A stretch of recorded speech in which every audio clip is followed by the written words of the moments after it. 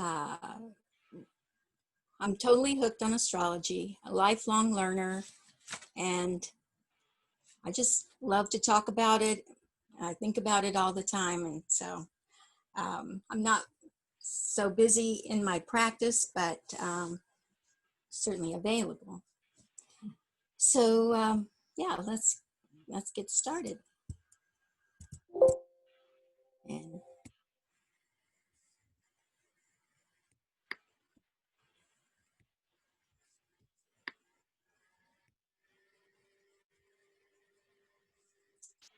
okay, well, the focus of our group tonight is certainly about the new moon.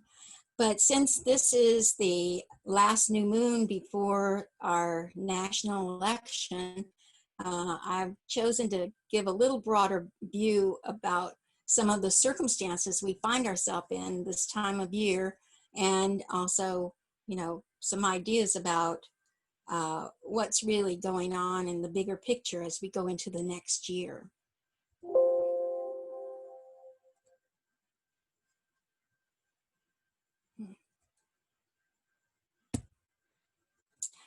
So this the year of 2020 has just been a series of new beginnings and a lot of changing events. This is an unusual year for eclipses, as we usually have 4 to 6 eclipses, and this year we're having 7. And we have still 2 eclipses to come up. We have a lunar eclipse on the 30th of November, and then a total solar eclipse at 23 degrees Sagittarius on December 14th.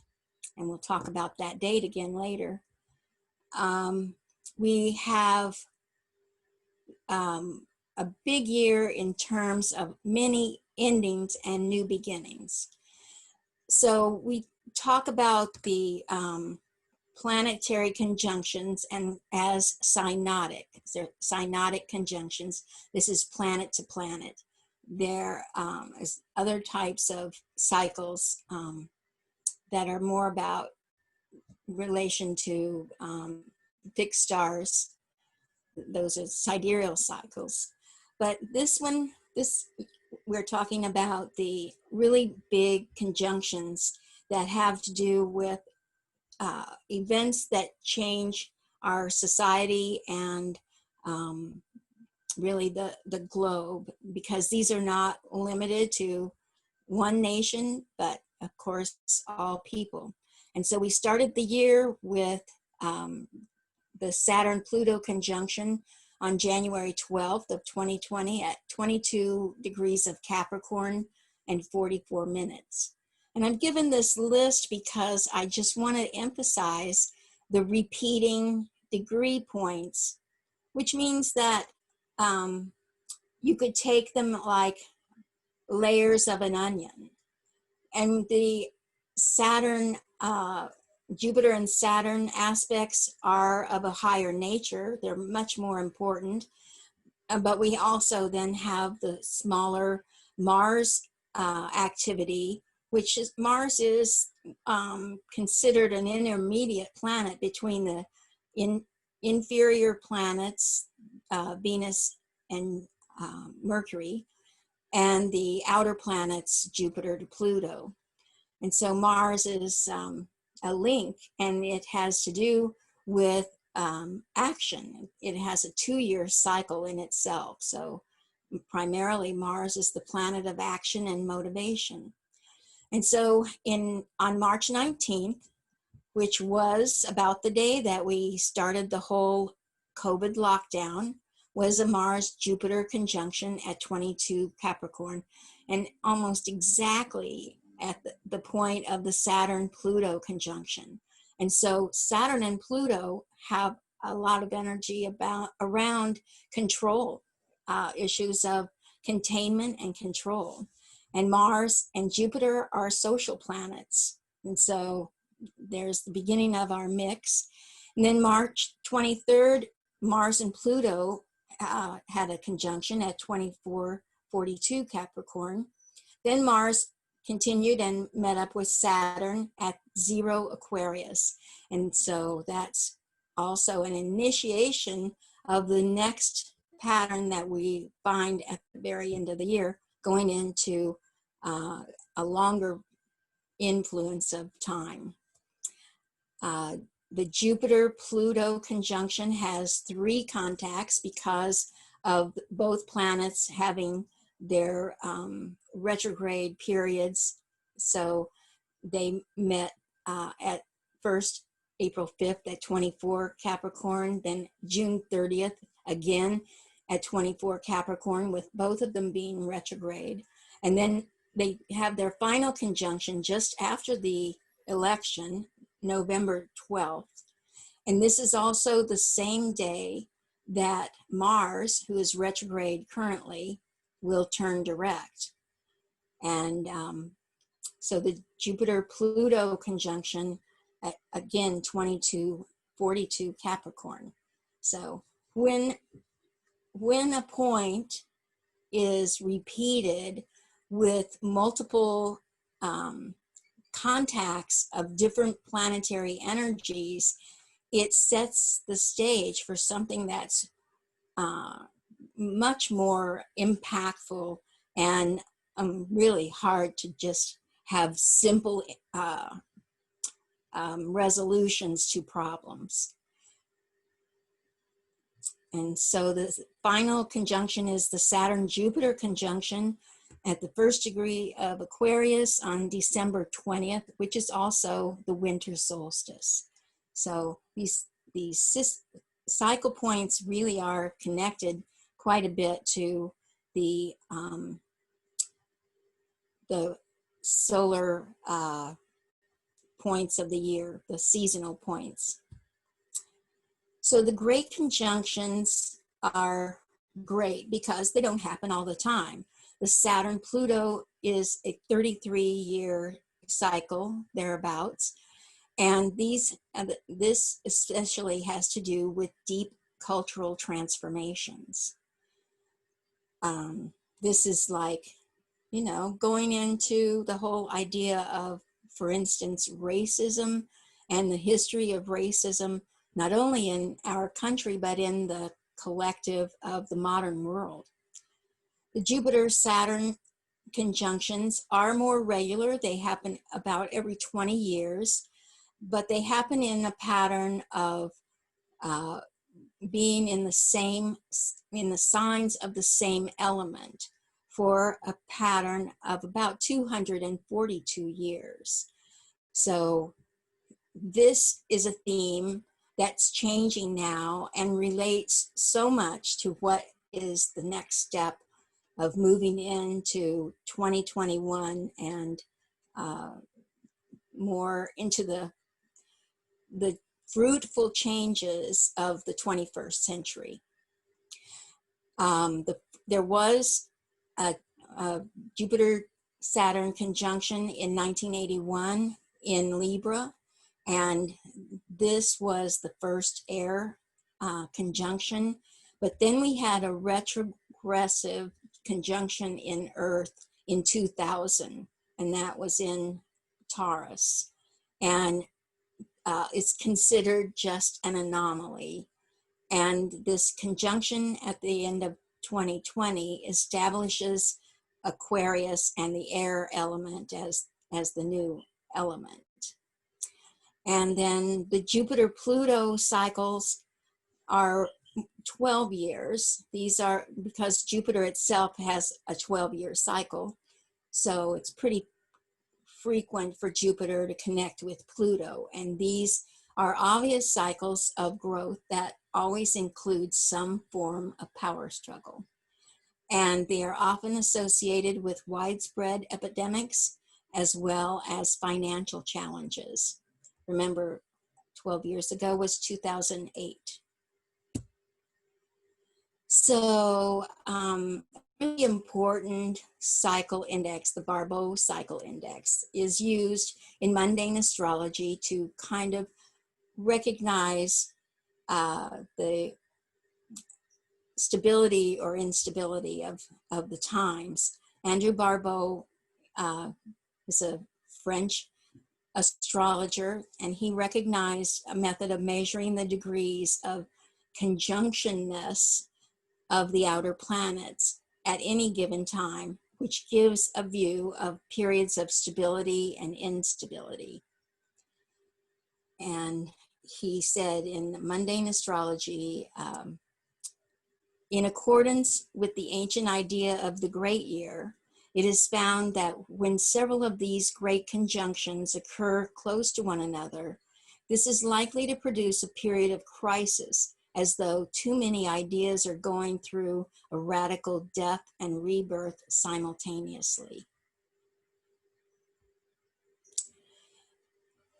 So just to give, I know not all of you are astrologers, so just to give you a sense of the meaning of these outer planets in a more mundane perspective, Jupiter tends towards liberalism, tolerance, and goodwill. And Jupiter is the influence of expansion and opportunity. And so on the mundane level, it can represent periods that are expansive or even inflationary, as in the financial markets being inflationary. And I think Jupiter can contribute to the sense of moral authority, and it encourages legislation and is essentially the power of truth, unless it's somehow compromised. Saturn is the planet that seeks social order. It governs planning, it enforces laws, and it can lead toward protectionist and isolationistic strictures. These are we're feeling in 2020 very strongly. It imposes orders and boundaries. And Saturn loves anything that has to do with covert action. So the things that go on unseen, particularly at the government level, is part of Saturn's area. Uranus is individualistic, independent, self-reliant, and encourages free enterprise. Uranus seeks autonomy and is liable for rebellion and revolution. And its key idea is authenticity. Then Neptune gives universal or utopian tendencies. It represents collective ideas and collective dreams and ideals, but it can be politically unrealistic and have a tendency to avoid confrontations. Neptune energy can be subversive, devious, and vague. It's always looking for the path of least resistance. So when Neptune is constrained by Saturn, we'll always see some sort of fending off and finding a way around the restrictions. So Neptune also represents trends in things that affect the senses and at a more collective level. So we see this in art and music and fashion, and also vibrational healing methods. Pluto is the power of the masses. It's also the power of plutocracy. This is the status of people with too much money. Pluto can be constellated by a leader who can awaken compulsive instincts for power and dominance. It can relate to totalitarian ideas, collective pressures. It forces of elimination, regeneration, and resurgence, and can produce a state of renaissance and reconstruction. So Pluto was discovered in 1930, and this was the rise of Adolf Hitler and Nazism, though there had never up to that point been a unification of Germany. So the power of Pluto to create a nationalistic force or a populist force, as we're seeing with some of the countercultures coming out during this Trump era. So these outer planets are the tools that create change in society and civilization, and none of it is lighthearted. I'm sorry.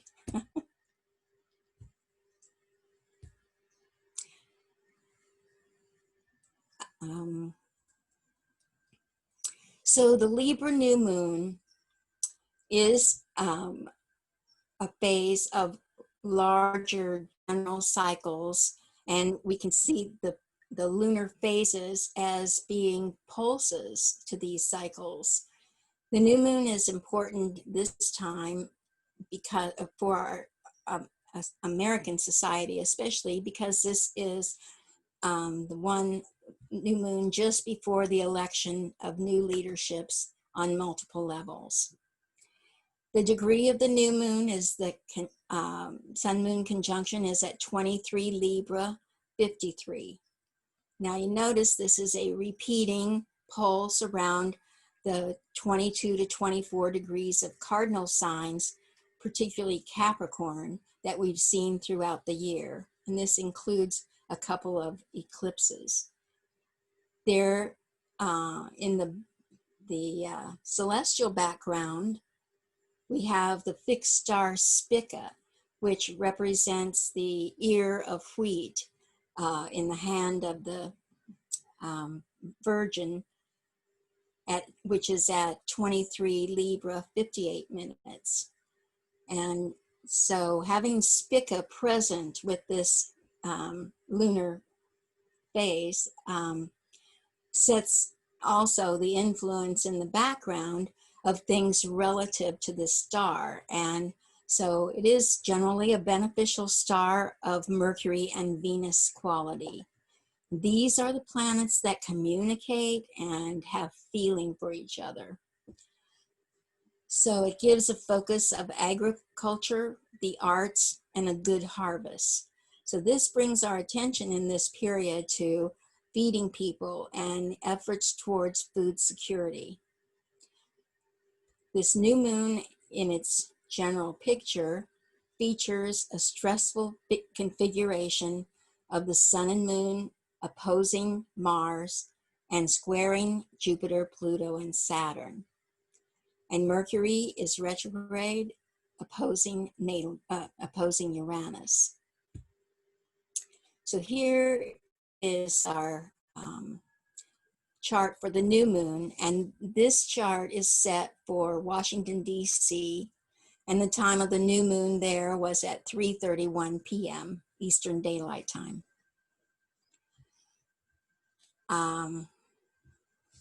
First of all, I use colors. Oh, sorry. Sorry, I lost my, gotta be careful what I touch. I use color in the chart to represent the elements. So the red signs are fire signs, the green are the earth signs, the yellow signs are air signs, and the blue signs are water signs. So this helps keep those elements kind of front and center. And we find the ascendant in this chart at 15 Aquarius. And because it is a new moon, the part of fortune is here. This is just a feature of the new moon. So the new moon is positioned in the later degrees of the sign Libra, which is ruled by Venus and is essentially the sign associated with relationships. And so in this chart, if I move my cursor around, I have to use my mouse, sorry. So it's this intense opposition to Mars in its own sign of Aries, retrograde. And Mars, as I said, has a 2-year cycle. And so when it has its retrograde period, it's actually retrograde for 10 months or for 10 weeks, and it spends about 7 months in the same sign. So we've had a long, hot period of Mars in Aries, and Mars has been tightly, well, it went as far as 28 degrees of Aries before it turned retrograde. And so it's been just in recent weeks, just coming back to the square to Jupiter, Pluto, and Saturn. And it will have another square to Jupiter soon, and finish up with the square to Pluto just before the election. So we have people in general in a quandary about what they believe, and Libra is a sign that looks for balance and harmony. And after so much tension of the past year, and particularly the last 7 months, we've had hurricanes and fires and a lot of devastation to people's resources. And in this chart, we're looking at the sun and moon in the 8th house, which is the area of shared resources. And in terms of the national, looking at it in terms of government, this is the 8th house that has to do with the national debt. And then Mars is in the 2nd house of resources that have more to do with income and, sorry, pressed my mouse. So the 2nd house is a place that has to do more with the sort of the national GDP, the gross product, and how the stock market takes account of resources and values. And then the hard line, the triangle is called a T-square, with the opposition and squares at the halfway point, the 90-degree angle. These are all hard aspects. So these are like a international conversation going on. You could narrow it down to just our country, but the sun in this case is ruling the 7th house, which is allies and other countries. It could be our foreign allies, but we also then have to look at Mercury's position here. It's in the 9th house, and the 9th house is about foreign powers, and we're at a place of making a huge decision that will affect the national stamina over the next 4 years. So this is a challenging time to have Mercury retrograde and in Scorpio, which is a secretive sign. And also we look at Mercury's position to the sun as it's in its western angle to the sun. So it's behind the sun. It's like, everything is moving in a clockwise manner around the wheel. And at this time, Mercury is in the evening sky. It's not quite visible yet. It's 17 degrees from the sun either side before planet shows up out of the rays of the sun. So Mercury is obscured by being under the sun's beams, and it's retrograde, which in a sense means that it's not, its powers of communication and observation and analysis are not at its prime. And it's a clear period of making mistakes, of not having all of the information. And of course, Mercury in Scorpio has not a good reputation for telling the truth, bringing the whole story out. So we can think about Mercury as having to do with the media, and also certain levels of technology.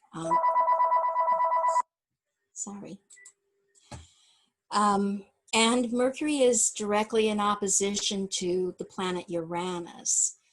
And you see all of the planets in the opposite field from the sun are retrograde. And so these are also planets in a phase that in their relationship to the sun is not very active and doesn't have a lot of power.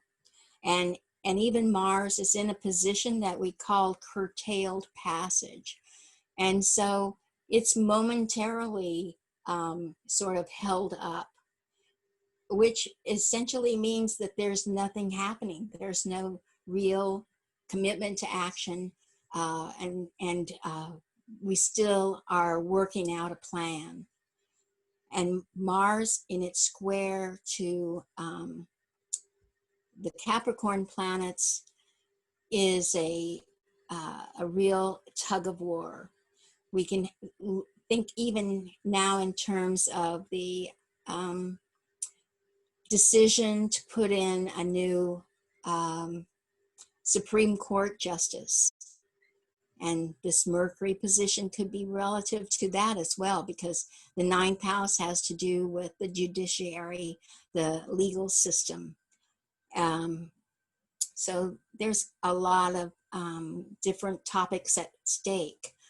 And these heavy planets in Capricorn are in the 12th house.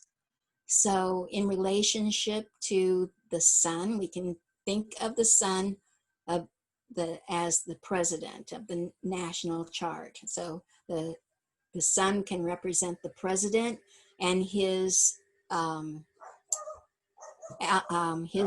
advisors, and the moon is also relative to the people. So because the moon is a moving target, we can't say that people support one candidate over the other.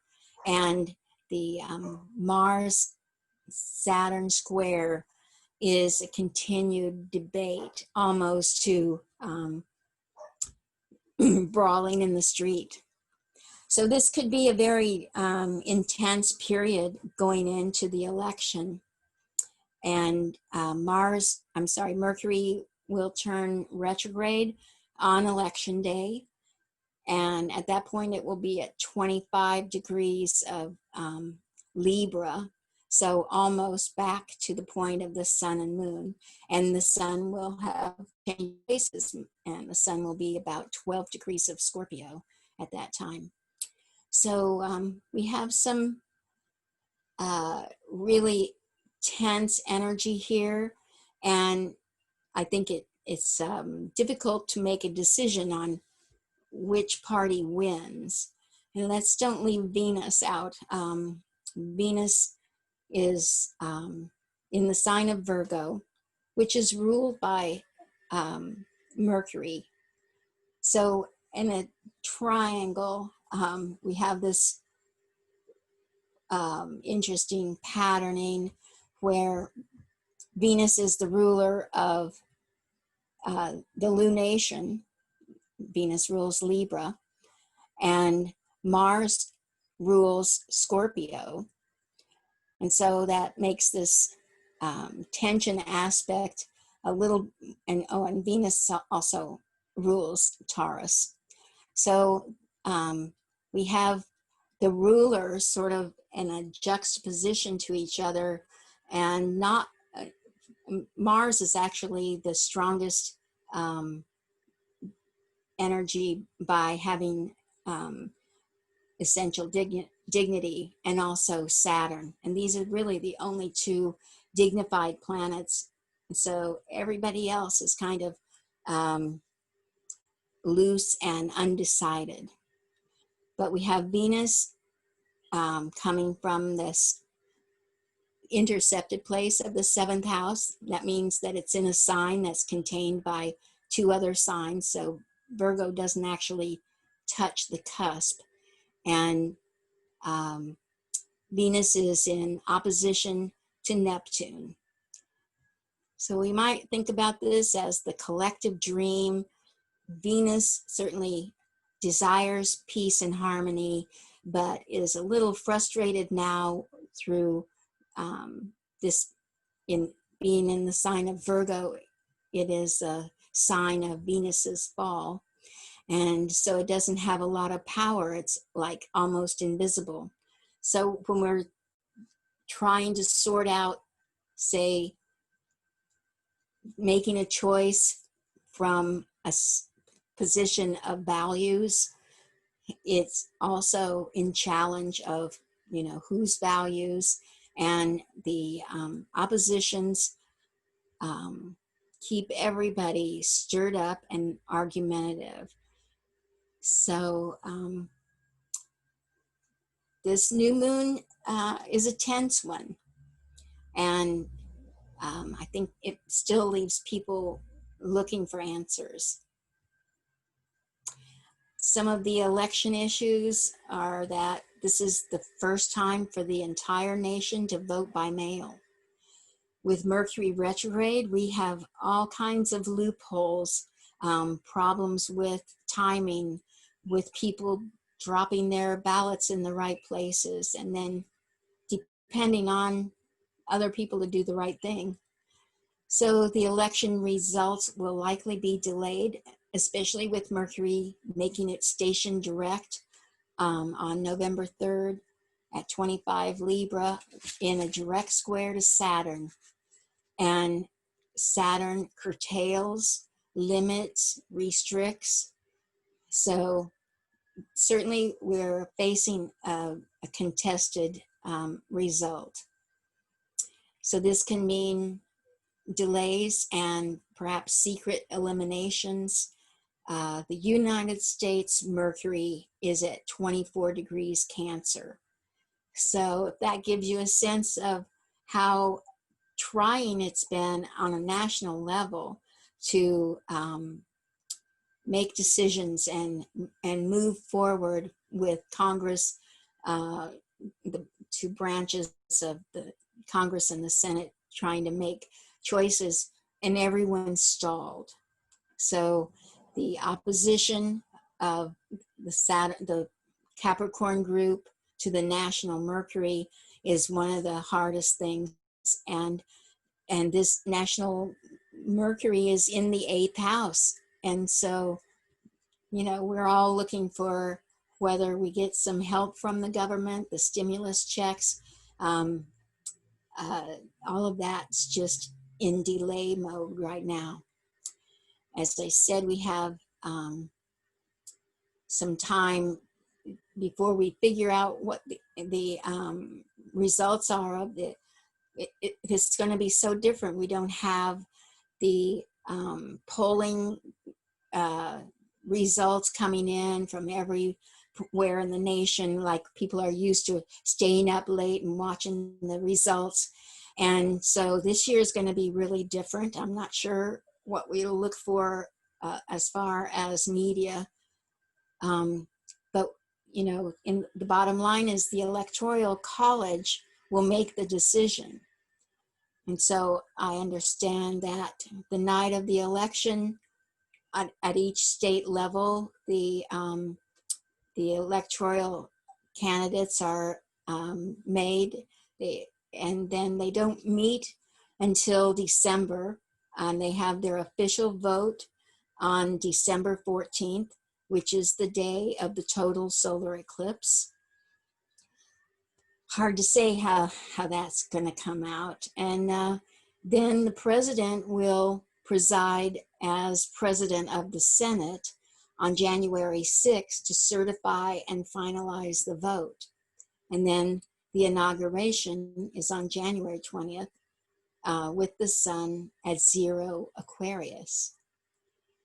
So the Mars-Saturn conjunction at 0 Aquarius earlier in the year, and the Jupiter-Saturn conjunction in December at 0 Aquarius kind of sets the stage for this to be a really interesting time.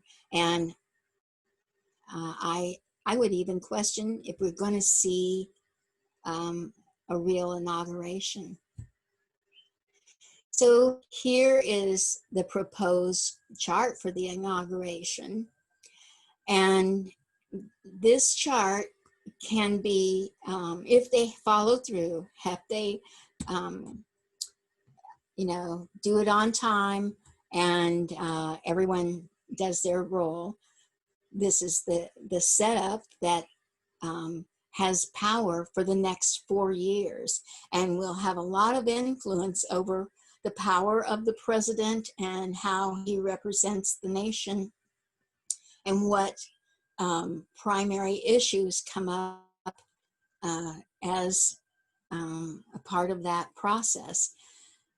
And I have I refer back to the inauguration charts through different presidents, because sometimes we just couldn't be sure of the birth time. And so that was a case with Obama. I was strong Obama supporter.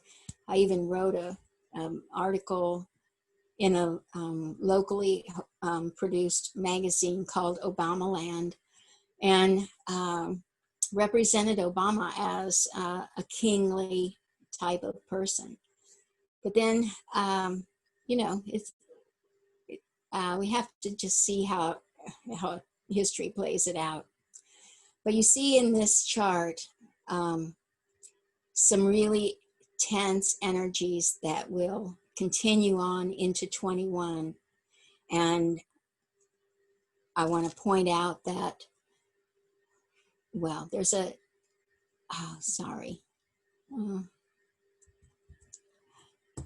there's a term in battle, in war, called besiegement. And that is when an army or a body is not able to move forward or backward. They have hard attack on either side. And so here we have the sun sitting almost exactly halfway between the Saturn, Pluto, these two planets, and this is almost exactly the midpoint. And this is a harsh midpoint. So I think that we'll see a lot of continued layering of social restrictions until we just have enough of that. And notice that we have the moon, and the moon rules the people. It represents the people in mass. And here in this chart, we have the moon at 29 degrees of Aries. So 29 degrees is the last of a sign, and it represents eminent change. It's also has the term ruler of Saturn, which adds to a theme of this is an ending or curtailment. And so the moon is about to change signs to Taurus and will first square the sun, but is moving into the square or the conjunction of Mars and Uranus.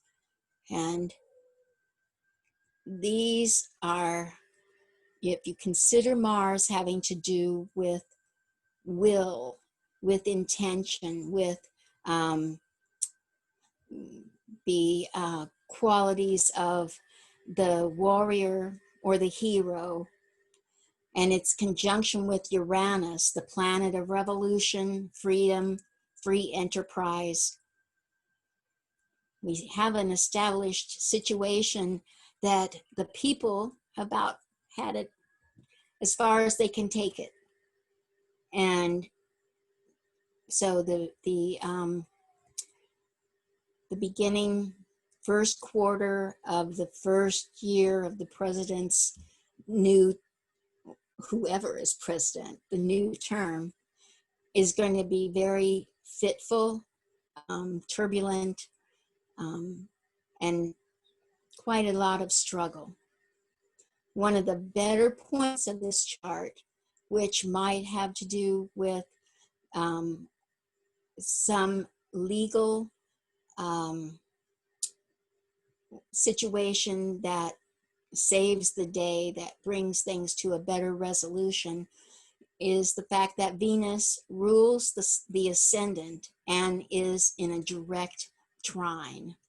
And Venus is also dignified in Capricorn, having daytime triplicity in Earth. So triplicity is a lucky kind of quality, a dignity, and it has almost as much power as rulership. So we can really just hope for the involvement of the people with the right view of bringing humanity and bringing our nation back into better working order. But, you know, look, this is for the next presidency. So 4 years. And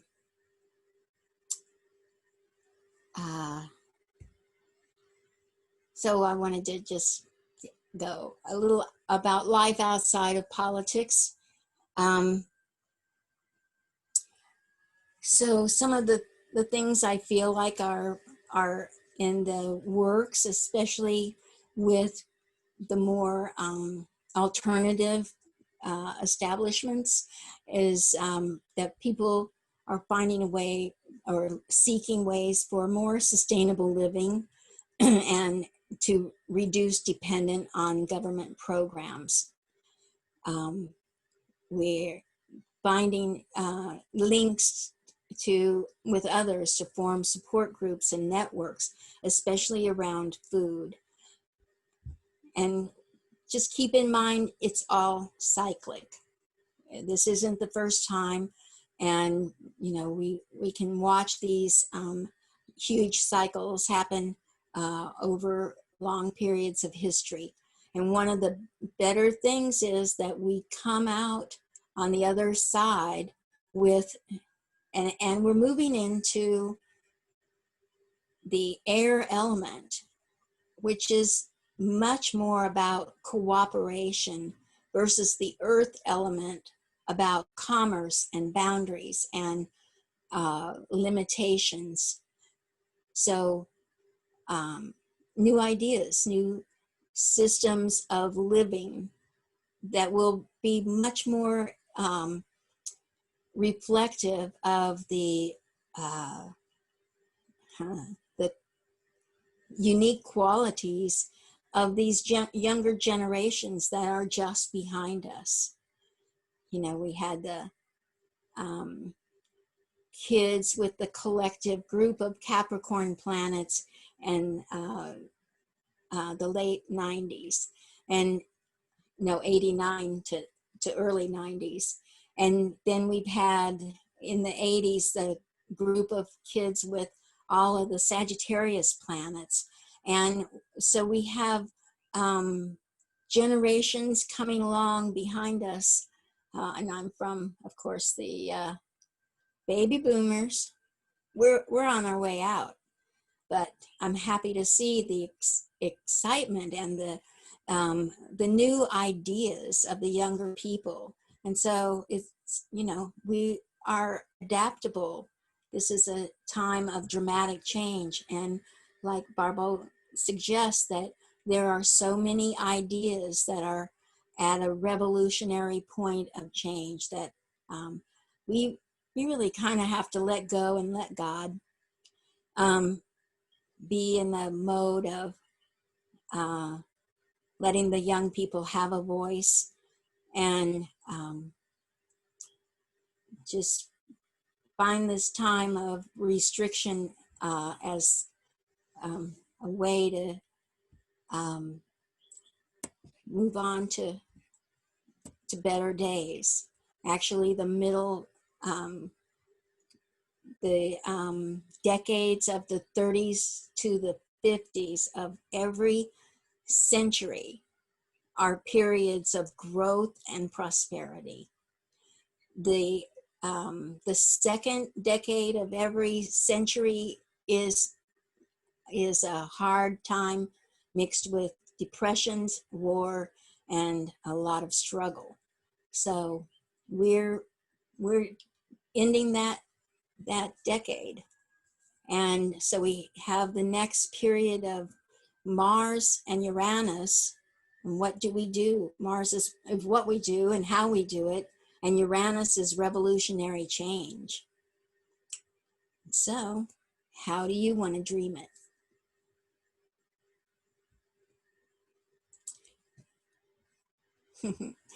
So thank you. I'm going to close there.